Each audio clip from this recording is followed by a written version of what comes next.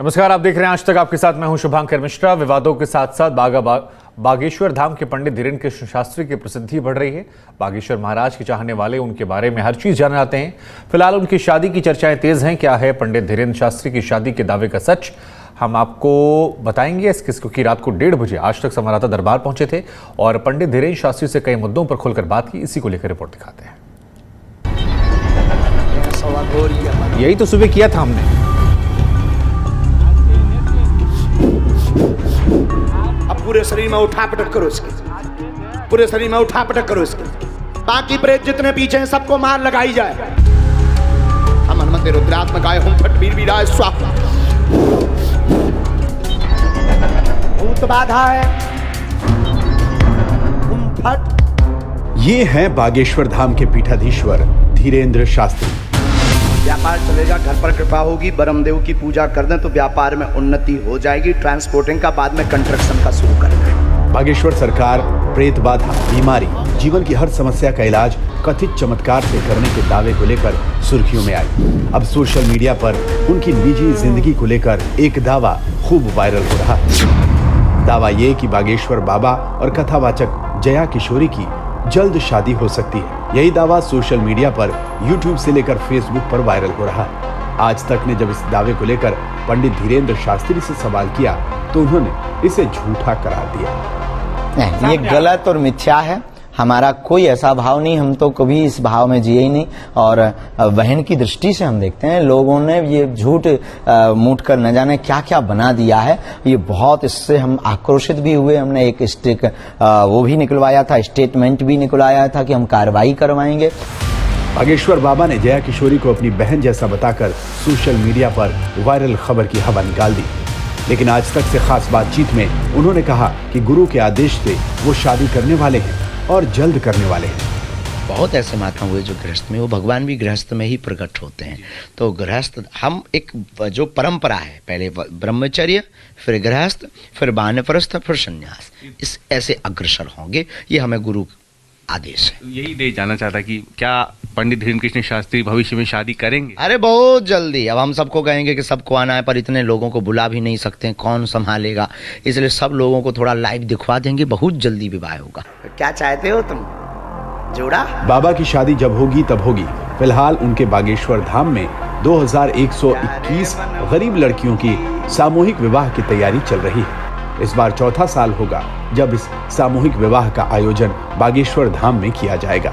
रवीश पाल सिंह, बागेश्वर धाम, छतरपुर, आज तक। और इसी खबर पर मेरे साथ मेरे सहयोगी रवीश जुड़ रहे हैं। रवीश, बाबा बागेश्वर पहले विवाद में और अब चर्चा में अपनी शादी की वजह से। हालांकि जया किशोरी जी ने तो क्लियरली, मेरी उनसे खुद बात हुई व्यक्तिगत तौर पर, उन्होंने कहा वो तो जानती ही नहीं बाबा बागेश्वर को। न जाने वो कौन से लोग हैं जिन्होंने खबरें छाप दी, फिर खबरों को बढ़ा दिया और इतना बढ़ा दिया कि कई जगह तो लिख दिया कि उन्होंने प्रपोज किया था। अब बाबा बागेश्वर भी कह रहे हैं कि वो तो बहन जैसी हैं। तो ये खबर कहां से आई थी जो इतनी ज्यादा वायरल हो गई, प्रसिद्धि थी इस वजह से? और शादी क्या स्टेटस है, कुछ जानकारी निकल कर आई? किससे कर रहे हैं, कहां कर रहे हैं?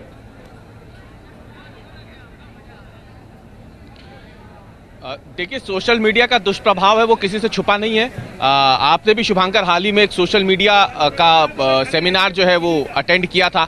आपने भी कई सारी बातें उसमें देखी और लोगों को भी बताई होगी। तो देखिए, सोशल मीडिया पे ही ये पूरी अफवाह उड़ी, सोशल मीडिया पे ही अफवाह उड़ी और सोशल मीडिया पे ही बाकायदा वर और वधू के नाम तक तय कर दिए गए। अलबत्ता जब हमने सवाल पूछा तो उन्होंने साफ कर दिया कि जिनके साथ नाम जोड़ा जा रहा है उनको तो वो बहन की दृष्टि से देखते हैं। आपकी बात हुई जया किशोरी जी से, उन्होंने साफ कर दिया वो पहचानती ही नहीं है। तो देखिए, स्वाभाविक सी बात है, सोशल मीडिया जिसको हम बार बार, क्योंकि हम फैक्ट चेक भी करते हैं, आज तक वो संस्थान है जिसने सबसे पहले फैक्ट चेकिंग भी शुरू की थी खबरों को लेकर के। तो आपने देखा होगा कि यहाँ पर ये जब खबर आई तो इसके बाद आज तक नहीं सवाल पूछा तो उन्होंने साफ तौर पे मना कर दिया कि जिसके साथ नाम जोड़ा जा रहा है वो तो उनकी बहन समान है। अलबत्ता उन्होंने ये जरूर कह दिया है, बिल्कुल साफ कर दिया है कि वो शादी करेंगे और जरूर करेंगे, क्योंकि उनके मुताबिक उनको गुरुजी का जो आदेश है वो यही है कि पहले आप ब्रह्मचर्य का पालन करो, फिर गृहस्थी बनाओ, वानप्रस्थ पे जाओ और उसके बाद फिर संन्यास धारण करो। तो ये बिल्कुल तय है कि वो इस प्रक्रिया के तहत आगे शादी जरूर करेंगे और खुल करके उन्होंने ये बात आज तक से कर दी। अब वो कौन होगा जिनसे उनकी शादी होगी, इस पर तो देखिए ना उन्होंने अभी कुछ कहा है, अब वो नाम तय भी है या नहीं लेकिन जिस तरीके से, जिस भाव से वो ये बात कह रहे हैं कि जल्द उनकी शादी होगी, तो ये माना जा रहा है कि हो सकता है, क्योंकि अब ये चुनावी साल है, अब इस साल शादी होती है नहीं होती है, अगले साल होती है, लेकिन इतना जरूर तय है कि खुद पीठाधीश्वर धीरेन्द्र कृष्ण शास्त्री जी ने आज तक से बात करते हुए ये कह दिया है कि वो जल्द शादी के बंधन में बंधने वाले हैं और जल्द ही जो तमाम श्रद्धालु हैं उन्हें ये खुशखबरी जो है वो दे दी जाएगी। बाकायदा उन्होंने ये तक कह दिया है कि इतने सारे लोगों को एक साथ एक जगह पर बुलाना तो मुमकिन होगा नहीं, कानून व्यवस्था बिगड़ सकती है। बहुत उनके चाहने वाले हैं, बहुत उन्हें मानने वाले हैं, वो सब आएंगे, जाहिर सी बात है इस खुशी के पल में। तो उन्होंने कहा है कि वो इसका एक लाइव टेलीकास्ट करेंगे और लाइव टेलीकास्ट के जरिए तमाम जो श्रद्धालु हैं, जो उनको मानने वाले हैं, उनको उनकी शादी की लाइव कवरेज जो है वो देखने को मिल जाएगी। ये इतनी बातें यहाँ तक बाबा ने स्पष्ट कर दी है। अब इसके आगे वो कौन होगा, किससे शादी करेंगे, ये तो देखिए सिवाय उनके धीरेन्द्र कृष्ण शास्त्री के लगता नहीं कि कोई और इस बात पर बिल्कुल सही बात और ज्यादा जानकारी दे सकेगा। बिल्कुल सही बात है। अब क्योंकि आप हमें वहां नजर आ रहे हैं, जरा जो पीछे लोग हैं छतरपुर में, एक बार उनकी तरफ भी कैमरा घुमाइए और उनसे पूछिए कि उन्हें क्या यहाँ खींच लाता है। क्योंकि आप खुद बता रहे थे एक छोटा सा गांव है और उस गांव में आस्था बढ़ती जा रही, विवाद के बाद लोग और आ रहे हैं, तो क्या उनके मन में चल रहा है ये भी लोगों के लिए जानना समझना जरूरी है। बिल्कुल, और बता दें आपको कि बहुत छोटा सा ये गांव है, जैसे मैंने पहली चर्चा में कहा भी था, लेकिन यहाँ पे हजारों लोगों की भीड़ जो है मंगलवार और शनिवार को आती है और ये संख्या हजारों मैंने कहा लेकिन लाखों की हो जाती है। आज आप यकीन नहीं करेंगे कि इस गांव में अंदर आने के लिए जो इकलौता रास्ता है वो पूरी तरीके से पुलिस ने बैरिकेड करके बंद कर दिया है। तमाम पीछे आप भीड़ देख सकते हैं, लोगों की भीड़ है। हम आपको दूसरी तरफ की तस्वीर दिखाते हैं जहाँ पे आपको तमाम लोग दिख जाएंगे और आपको बताएं कि ये सिर्फ दिन की नहीं, रात भर ये सभी लोग अलग अलग जगहों से आते हैं और यहीं पे इसी तरीके से मौजूद रहते हैं, सिर्फ एक झलक पाने के लिए। अंदर की तरफ जो चबूतरा है, जो उनका दरबार सजता है धीरेन्द्र कृष्ण शास्त्री जी का, वो वहां से निकल करके इन तमाम लोगों से मुलाकात करते, बात करते हैं। तो हम भी लोगों से जानते हैं कि आखिरकार क्या चीज है जो उन्हें यहाँ खींच लाती है। आप कहाँ से आए हैं? छत्तीसगढ़ कांकेर से। कांकेर छत्तीसगढ़ से जी। अच्छा, तो कहाँ यहाँ पे आपको क्या चीज खींच लाई बाबा को देखने के लिए, दर्शन के लिए? क्या क्या सोच के आया? बाबा जी के ऊपर विश्वास है हमको कि बाबा जी के ऊपर बालाजी की कृपा है और जो भी वो कहते हैं उससे हमारी कष्ट दूर होता है। जी। आप कभी इससे पहले मिले हैं, कोई आपको समाधान मिला है इनसे मुलाकात के बाद या इनकी किसी बात से? जी मिला नहीं, रायपुर जरूर गए थे लेकिन रायपुर में मुलाकात नहीं हुई। जी। आपके रायपुर के तो छत्तीसगढ़ के मंत्री हैं, वो तो कहते हैं कि अंधविश्वास फैलाते हैं। नहीं, अब उनका कहना है अंधविश्वास फैलाना, वो नहीं मानते, लेकिन हम तो मानते हैं अंधविश्वास नाम की कोई चीज ही नहीं है। भगवान के ऊपर विश्वास है, उसमें अंधविश्वास क्या है। आप कहाँ से आए हैं सर? बांदा से आए हैं। बांदा से? जी। उत्तर प्रदेश? जी उत्तर प्रदेश। क्या आपको खींच लाया यहाँ पे? यहाँ बाबा का आशीर्वाद, बागेश्वर धाम हनुमान जी की प्रेरणा थी, हम यहाँ उपस्थित हो गए। उनकी धूल पे हमारा मस्तक हाजिर है। आप तो बांदा से, यूपी से पास से ही हैं, तो पहले भी आए हैं? हमारा 6वीं बार है आना हुआ। 6वीं बार? जी। उन्हीं की प्रेरणा है। जीवन में कुछ बदलाव हुआ यहाँ? बहुत बड़ा बदलाव हुआ। बदलाव नहीं, बहुत बड़ा बदलाव हुआ है जी। अब कब से खड़े हैं आप यहाँ पे? यहाँ तो हमको करीब आधे घंटे हो गए, पौन घंटे। जी। भीड़ है आज यहाँ पे? बड़ी अच्छी भीड़ है और सभी लोगों के दर्शन हो रहे हैं और हम लोग बाबा जी के दर्शन करने के लिए खड़े हुए हैं। आप कब से खड़ी हैं? मैं तो सवेरे से आई हूँ लेकिन अभी 3 घंटा से यहाँ खड़ी हूँ। अच्छा, 3 घंटे से? 3 घंटे से खड़ी हूँ। अभी हुए दर्शन? बाबा जी के दर्शन नहीं, उसी के दर्शन करने के लिए खड़ी हूँ मैं। अच्छा, सामने आएंगे यहाँ पे? अब पता नहीं, वो आएंगे, आना चाहिए, बाबा बुलाएंगे तो जरूर दर्शन होगा ही करके मैं खड़ी हूँ यहाँ दर्शन पाने के लिए। इनके बारे में जो कहा गया वो सब आप क्या मानती हैं? नहीं, बाबा जी को तो मैं क्या बागेश्वर बाबा की मतलब कृपा मानती हूँ मैं, तो अंधविश्वास नहीं मानती इसको। ये तो आप देख सकते हैं शुभांकर, हर तबके के लोग हैं, हर तरफ के लोग हैं, उत्तर प्रदेश हो, छत्तीसगढ़ हो। अच्छा, इनसे ये भी पूछिए रवीश की बाबा जी की शादी की बात चल रही है। लोग आए थे यहाँ पे। रवीश, जरा पूछे कि बाबा जी की शादी की बात चल रही है, वो इनके चेहरे पर कैसी मुस्कुराहट लाती है?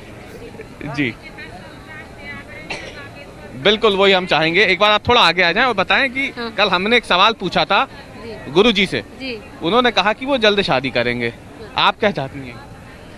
अब उनकी मर्जी, वो जैसा चाहे। वो बाबा अपनी इच्छा, उनकी इच्छा और बाबा जी की इच्छा, वो जैसा चाहते हैं। सन्यासी बाबा हैं। अब तो आप क्या चाहती हैं? जल्दी हो शादी? क्योंकि वो खुद कह रहे हैं कि जल्दी करेंगे। अच्छा, तो करेंगे तो कर लीजिए। वो तो आप बताएं जी। नहीं, शादी की इच्छा कर लीजिए, जरूरी नहीं है कि संन्यास लेकर ये काम किया जा सके। गृहस्थ धर्म भी बहुत बड़ा धर्म है। अब गृहस्थ, उनका भी कहना है। हाँ, गृहस्थ में रहते हुए भी ये सब किया जा सकता है। बालाजी की कृपा और सन्यासी बाबा की कृपा होगी तो गृहस्थ होते हुए भी ये सब काम कर सकते हैं। इंतजार रहेगा आपको भी उनकी शादी? जी जी जी, बहुत ज्यादा इंतजार रहेगा। देखेंगे देखेंगे, यहाँ नहीं आएंगे तो टीवी में जरूर देखेंगे। चलिए, तो चेहरे की मुस्कान आपने देख ली होगी शुभांकर, चेहरे की मुस्कान देख ली होगी। हनुमान जी बागेश्वर महाराज उनकी शादी करा रहे हैं, हम सब बराती हैं उनके, हैं जो सेवक होंगी वो सेवा करेंगे जी। आप देख सकते हैं शादी की तो अभी सिर्फ चर्चा हुई है, लेकिन बाराती अभी से तैयार हैं। शुभांकर, बाराती अभी से तैयार है और साफ कर दिया, उनके चेहरे की खुशी बता रही है कि सब यही चाहते हैं कि गृहस्थ जीवन ही सही, लेकिन बागेश्वर धाम के पीठाधीश्वर जो है पंडित धीरेन्द्र कृष्ण शास्त्री, जो वो फैसला करे वो फैसले में तमाम लोग उनके साथ हैं। जी, तो आज यहाँ कितनी संख्या में भीड़ पहुंची और अब जब ये पूरा मामला विवादास्पद से अब वापस बैक टू नॉर्मल हो रहा है तो क्या अंतर आप बागेश्वर धाम में महसूस कर रहे हैं? क्योंकि विवादों के वक्त तो तनाव यहां पर था, फिर बाबा जी उत्तराखंड भी गए, घूम कर लौट आए, तो अब वहां पर कैसी ताजी हवा महसूस हो रही है? शुभांकर, आप एक बार प्रश्न दोबारा दोहरा दीजिए। सवाल ये है रवीश प्रश्न सुन नहीं पाया कि आपका। बीते कुछ वक्त से विवाद का तनाव जो था वो यहां देखने को मिल रहा था, लेकिन तनाव जो है वो खत्म हो गया। बाबा जी भी बाहर गए, उत्तराखंड की वादियों में हवा खाई, वहां से वीडियो आए। अब बागेश्वर धाम या छतरपुर में कैसी ताजी हवा बह रही है जब ये विवाद खत्म हो चुका है और एक नए सिरे से यहां पर आगाज हुआ है?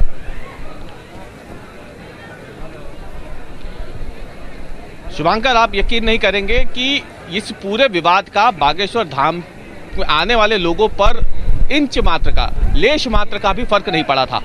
पहले दिन से ही तमाम जो श्रद्धालु हैं, जो पंडित धीरेन्द्र कृष्ण शास्त्री को मानने वाले लोग हैं, वो पहले दिन से इस बात को कह रहे थे कि जानबूझ करके सनातन धर्म के खिलाफ एक पूरी मुहिम चलाई जा रही है, जानबूझ करके पंडित धीरेन्द्र कृष्ण शास्त्री को टारगेट किया जा रहा है। और इसी वजह से जिस दिन नागपुर पुलिस का बयान आया, नागपुर के पुलिस कमिश्नर ने बयान जारी कर ये बताया कि अंधविश्वास के जो आरोप उन पर लगे थे वो सही नहीं है, वो निराधार है, और उस दिन क्लीन चिट मिल गई थी। हम तमाम लोग यहीं पे मौजूद थे, हम भोपाल से सभी लोग यहाँ पहुंचे थे क्योंकि हमें इस बात का अंदेशा था कि शायद नागपुर पुलिस से जांच का दायरा जो वो आगे बढ़ा और उसके बाद क्लीन चिट मिलने वाली है या फिर कोई बयान आने वाला है। हम सभी लोग यहाँ थे, यहाँ पे उत्सव जैसा माहौल था, बिल्कुल उत्सव जैसा माहौल था। तमाम लोग यहाँ पे मौजूद थे, सभी ने ये कहा कि उन्हें तो पहले से भरोसा था सच की जीत होती है। और खुद जब हमने पंडित धीरेन्द्र कृष्ण शास्त्री से इस बारे में बात की तो उन्होंने भी यही कहा कि सनातन धर्म की हमेशा से जीत हुई है, कभी पराजय हुई ही नहीं है, तो यहाँ होनी भी नहीं थी। कानून प्रक्रिया थी, उन्होंने कानून का पालन किया। उन्होंने ये भी कहा जो आरोप लग रहे थे कि 9 दिन की कथा थी नागपुर में, वो 7 दिन में खत्म करके चले गए, ऐसा कभी नहीं हुआ। उन्होंने पहले ही आयोजकों से कह दिया था कि उन्हें रायपुर निकलना है, रायपुर से पहले वो एक बार धाम आएंगे, तो नागपुर की कथा 7 दिनों में समाप्त कर पहले वो धाम आए, बागेश्वर धाम, और फिर यहीं से सीधे रायपुर के लिए रवाना हो गए थे। तो ऐसे में बागेश्वर धाम के पीठाधीश्वर हों पंडित धीरेन्द्र कृष्ण शास्त्री या फिर जनता हो, श्रद्धालु हो, तमाम लोग यहाँ पहुंच रहे थे, वो सभी इस बात से पहले से वाकिफ थे कि उन पर जो आरोप लगे वो निराधार हैं और उन पर बिल्कुल भी उनकी विश्वास आस्था जो है वो डिगी नहीं थी। ये बात जरूर है कि इस पूरे विवाद के बाद श्रद्धालुओं की संख्या जरूर बढ़ गई है।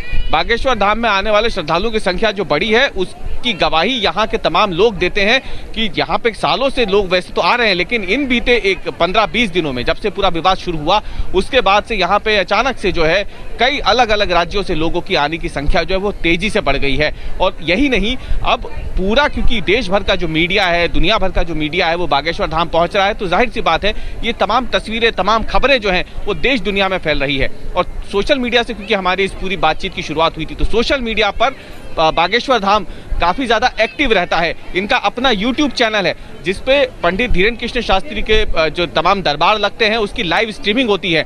तो सिर्फ मीडिया नहीं, सोशल मीडिया के जरिए भी इस धाम की ख्याति जो है वो देश दुनिया में पहुंच रही है। और इसीलिए यहाँ पे बदलाव की बयार बस यही देखने को मिल रही है। नई दुकानें खुल गई हैं, सड़क बननी शुरू हो गई है, यहाँ पे नई धर्मशालाएं बन रही है, पक्का निर्माण शुरू हो गया है, कई दुकानें यहाँ पे अब और खुलेंगी। और धीरे धीरे ये जो छोटा सा गाँव था गड़ा गाँव अब देश भर की आस्था का एक प्रमुख केंद्र बन गया है और धीरे धीरे यहाँ पे वो विकास का पहिया जो है वो दौड़ना भी शुरू हो गया है। जी ठीक है, आप बने रहिए हमारे साथ, आपके पास हम लौटेंगे। लेकिन बागेश्वर धाम के बाबा धीरेन्द्र कृष्ण शास्त्री ने एक बार फिर हिंदू राष्ट्र की हुंकार भरी है। आज तक ने उनसे बातचीत की जिसमें उन्होंने दावा किया कि भारत को हिंदू राष्ट्र बनाने का सपना जल्द पूरा होगा। विधायक से लेकर सांसद और मुख्यमंत्री से लेकर प्रधानमंत्री तक को सनातनी बताया है।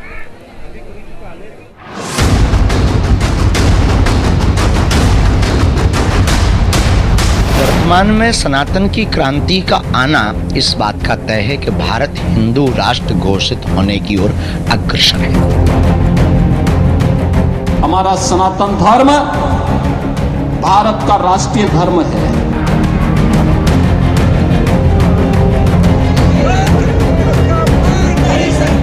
वो सनातन धर्म राष्ट्र धर्म है, ये सनातन से तय है। ये योगी कहने से नहीं हुआ है, पहले से भी है। योगी ने उसी पुरानी बात को दोहराया है। पर्चों से भविष्यवाणी और चमत्कार को नमस्कार की बात हुई पुरानी। अब बाबा ने सनातन धर्म और हिंदू राष्ट्र को मुद्दा बनाने की है ठानी। आज तक से एक्सक्लूसिव बातचीत में बागेश्वर धाम के बाबा ने दावा किया कि भारत हिंदू राष्ट्र बनने की ओर बढ़ रहा है। बागेश्वर बालाजी और पूज्यपाद सदगुरु भगवान सन्यासी बाबा की प्रेरणा है और हमें गर्व है, गौरव है। और जो सनातन की बात के साथ हैं निश्चित रूप से उन पर ईश्वरीय बड़ी कृपा है। और वर्तमान में सनातन की क्रांति का आना इस बात का तय है कि भारत हिंदू राष्ट्र घोषित होने की ओर अग्रसर है। और बहुत जल्दी यह दृढ़ संकल्प हमारे बागेश्वर बालाजी और सन्यासी बाबा का पूर्ण होगा। हमें अपने इष्ट पर भरोसा है। अभी कुछ दिन पहले ही राजस्थान के जालौर पहुंचे यूपी के मुख्यमंत्री योगी आदित्यनाथ के बयान पर एक नई बहस छिड़ गई थी। हमारा सनातन धर्म भारत का राष्ट्रीय धर्म है। हम सब अपने व्यक्तिगत स्वार्थों से ऊपर उठ करके अपने इस राष्ट्रीय धर्म के साथ जुड़ते हैं। हमारा देश सुरक्षित हो, हमारे मान बिंदुओं की पुनर्स्थापना हो, गौ ब्राह्मण की रक्षा हो, किसी कालखंड में अगर हमारे धर्मस्थलों को अपवित्र किया गया है उनकी पुनर्स्थापना का एक अभियान चले। संत और सियासतदानों के सुर एक हो जाएं तो उसे चुनावी चश्मे से देखना लाजमी है। लेकिन बीजेपी की वरिष्ठ नेता उमा भारती इसे ज्यादा महत्व नहीं दे रही है। धर्म राष्ट्र धर्म है, ये सनातन से तय है। ये योगी कहने से नहीं हुआ है, पहले से भी है। योगी ने उसी पुरानी बात को दोहराया है। मगर जब बात हिंदू राष्ट्र के मांग की होती है तो उमा भारती बागेश्वर बाबा के बयान के साथ खड़ी नजर आती है। लोकतंत्र में हर एक को, हर नौजवान को ऐसी बात कहने का अधिकार है। उसके अधिकार को रोका नहीं जा सकता। हर नौजवान में वो ताकत है। शायद इसी अधिकार के तहत बागेश्वर धाम के बाबा ने देश ही नहीं राजकाज चलाने वालों को भी सनातनी बताने से नहीं चूके, फिर वो चाहे मुख्यमंत्री हो या प्रधानमंत्री। बहुत अच्छा है। जो राजपीठ सनातन की बात करेगी वो निश्चित रूप से बागेश्वर पीठ से साधुता की पात्र रहेगी।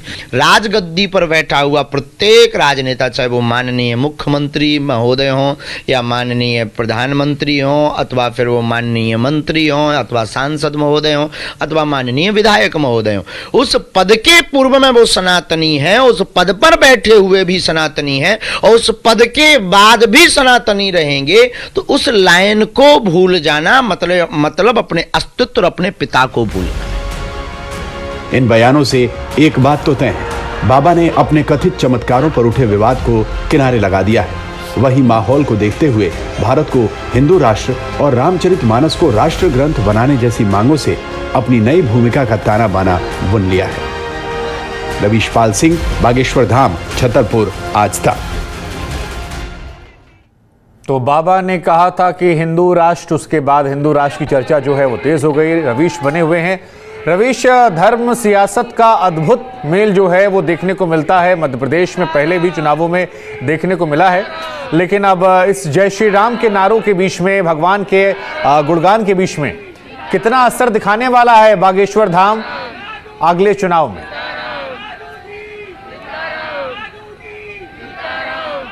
बड़ा असर रहेगा। और देखिए उसकी एक बानगी बस दिखाता हूं मैं आपको। मेरे ठीक पीछे जो जनता आप देख रहे हैं, जो तमाम श्रद्धालु आप देख रहे हैं, ये इसीलिए एकदम से जय घोष के नारे लगा रहे हैं, इसलिए उत्साहित हो गए हैं क्योंकि खबर ये है कि पंडित धीरेन्द्र कृष्ण शास्त्री अपनी गद्दी पर बैठ गए हैं और वहां से वो दर्शन दे रहे हैं इन तमाम श्रद्धालुओं को। और हो सकता है वो बाहर आएंगे और गद्दी पे तो वो बैठ चुके हैं और जैसे ही जनता को इस बात की भनक लगी है आप देख सकते हैं और तमाम लोग यहाँ पर एकदम से जो अभी थोड़ी देर पहले आपने देखा होगा बैठे हुए थे, खड़े हुए थे, शांति से बात कर रहे थे, अब ये सब नारे लगा रहे हैं, जय श्री राम का उद्घोष कर रहे हैं क्योंकि पंडित धीरेन्द्र कृष्ण शास्त्री गद्दी पर बैठ गए हैं। अब मैं आपको बताता हूँ कि ये तस्वीरें देख करके आपको अंदाजा लग गया होगा कि कैसे मध्य प्रदेश में कांग्रेस जैसी राजनीतिक पार्टी भी हिंदुत्व की लहर पर ही चुनाव लड़ रही है।